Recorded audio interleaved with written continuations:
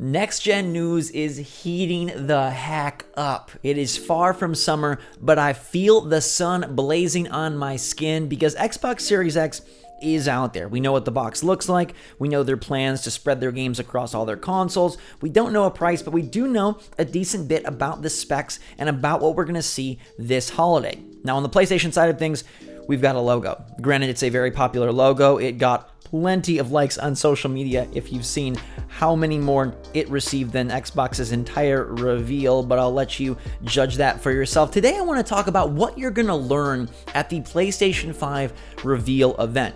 Everyone is speculating that the PS5 reveal will take place sometime next month in February.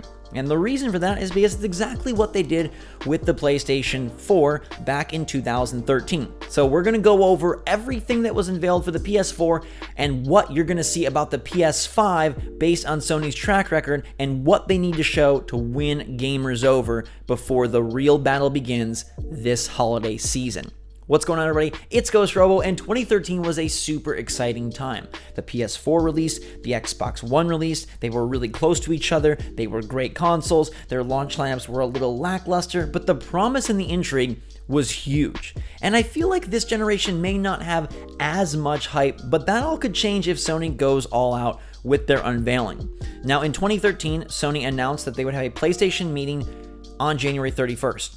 The meeting itself took place on February 20th, so it was a 3-week gap. So I would expect Sony to announce something, and then a few weeks later, house their actual showcase. It's interesting to note that today, Sony has suspiciously announced a new event in New York called the Experience PlayStation Event, and it runs from January 14th to February 16th. Now, this is not a PlayStation 5 event in any way. It's one to help celebrate 25 years of play, and they're going to highlight PS4 and PSVR titles. They've run deals and sales to amp up this 25-year promotion before, and it seems like they're just doing it in person, highlighting their titles, letting people come and play PlayStation. But what if February 16th is the culmination of this event and turns over another event? What if after February 16th we get a PlayStation 5 event in New York? Because remember, the PS4 event was in New York. Now, the exact theater where Sony showed off the PS4 for the first time has since closed down,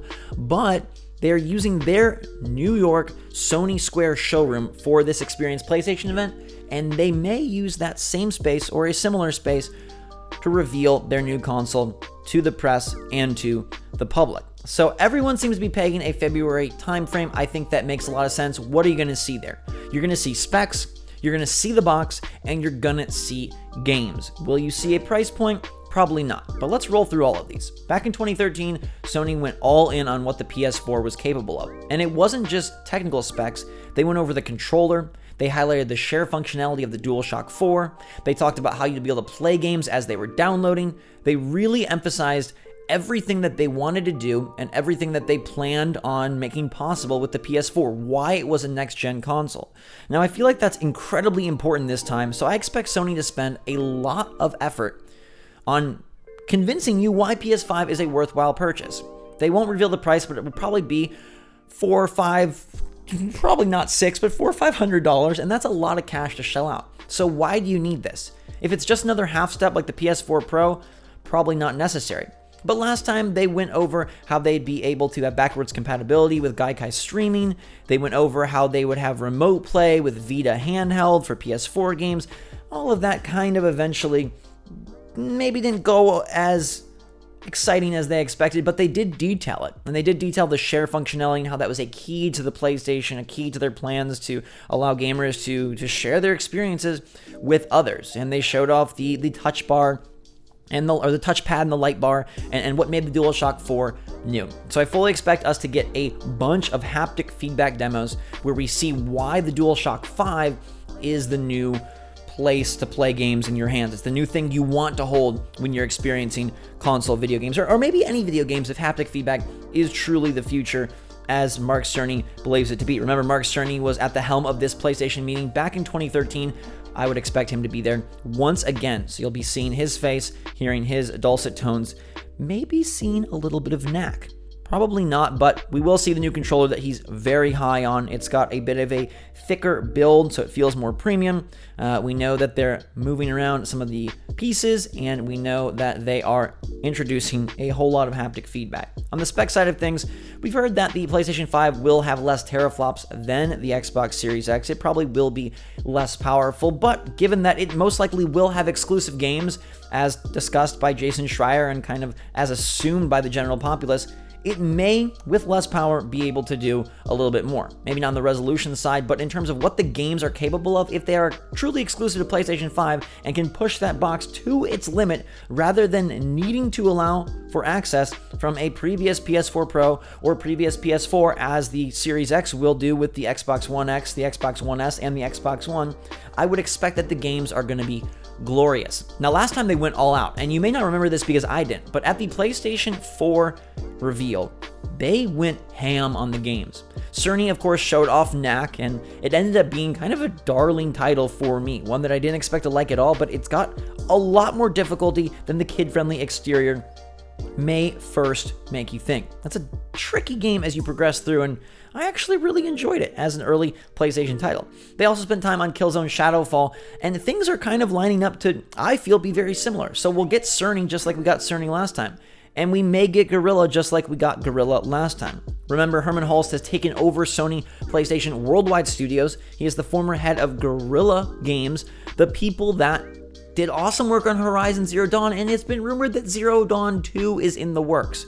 If they can get Zero Dawn 2 ready for launch, obviously, it will be the tentpole showpiece for this PlayStation Meeting 2020. But even if they can't, it still may be there, because Sony went all out and showed games that did not show up at launch. In fact, they gave their first look at two titles in particular that came out far later. Infamous Second Son was expected to be an early launch window title, and it ended up getting pushed to 2014, but they showed it off with Sucker Punch at the PlayStation Meeting.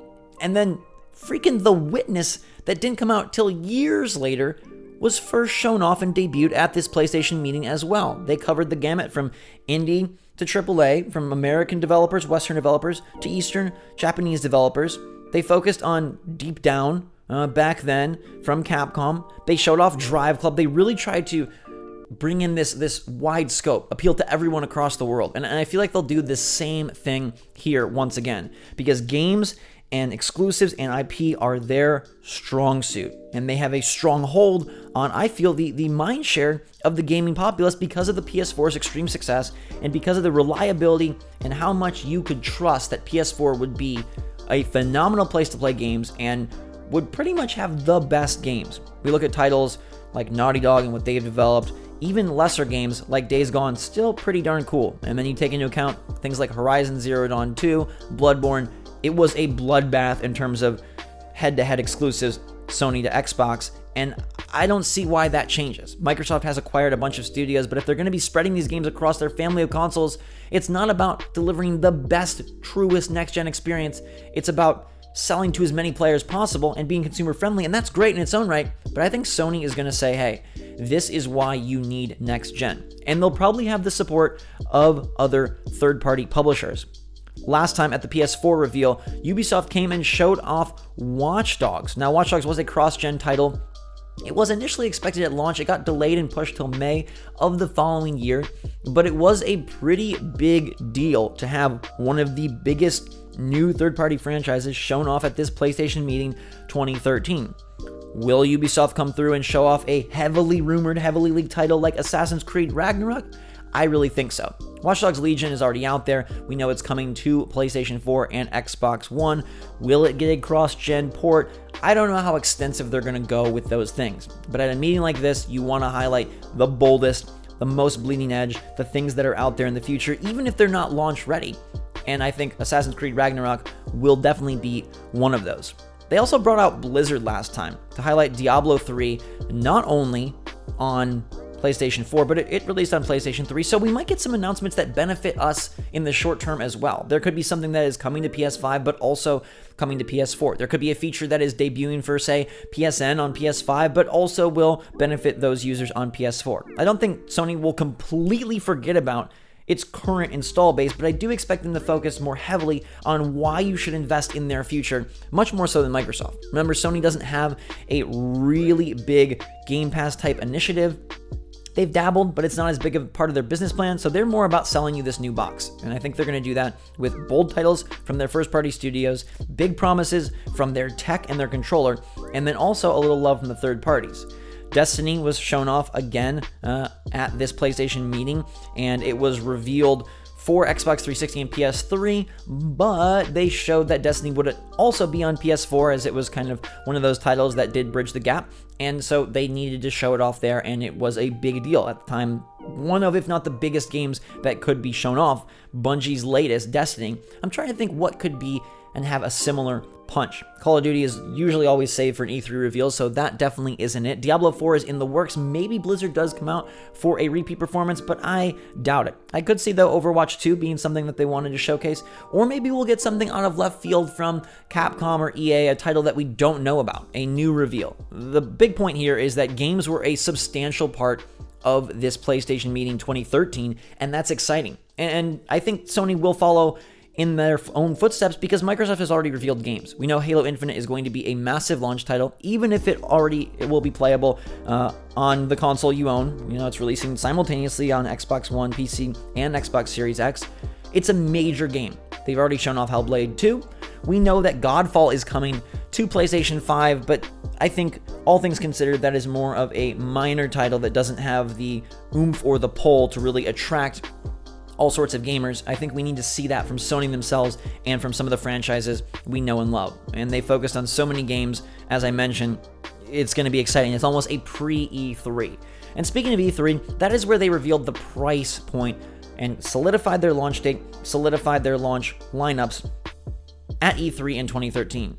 Now, the rumor is that Sony will not be at E3 once again. We've heard from people like Pachter and Schreier that E3 is falling apart, and mistake or not, Sony doesn't really want to be a part of this. So there's a potential for 2 events, one in February to unveil the console, show it off to the press and the public, and then another event much more similar to PlayStation Experience, where gamers, fans can get their hands on this new console, the new controller, and the new games. I'm not sure when that would be, if they would choose to simultaneously have an event in June, or if they want to get closer to the release of PlayStation 5, which we expect to be in November, and have an event more in the September range. I don't think you can push it to October and November, and PlayStation Experience in the past has been in December, which is impossible given that the console comes out before that. But maybe they would like to do something that is all about them rather than share the spotlight at E3. Personally, it's a bummer because I love E3 to be a big giant spectacle, but if Sony does their own event in a similar time frame and we still get to check out the games, does it make all that much difference? It's not all in one place, but we still would, I think, get the same scope of games and the same access to the titles. So this meeting is a huge deal, and if it's coming mid-February after their New York event that wraps up on the 16th, we will probably hear about it in the next couple of weeks. And you can bet your hard-earned dollar that you will be hearing about the specs, the controller, and the games, and probably some features that help make PlayStation 5 really earn its 5 instead of the 4, whether those are PSN, whether those are backwards compatibility, whether those are things we can't possibly know about or think of here.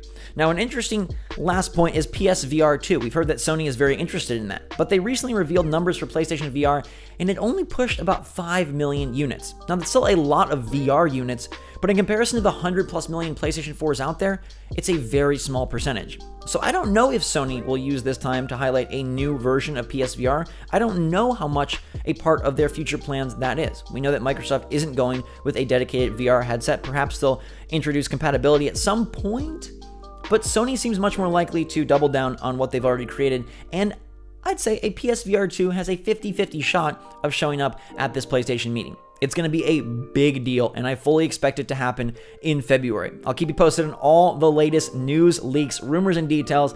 Make sure to subscribe to stay up to date to all of that, and let me know what you'd want to see from a PlayStation meeting 2020. And if you have any memories of the PlayStation meeting 2013, maybe you watched the live stream, maybe you read recaps online, maybe you forgot this even happened, maybe you were too young to even care. I'd love to hear your stories. Hit that like button if you enjoyed the video and are pumped for PlayStation 5 and next gen. And until next time, everybody, thanks so much for watching. I love you. I cannot wait to share this exciting year with you together. So be good to yourselves and be good to those out there. Until next time, drink some hot chocolate, and we'll see you all later.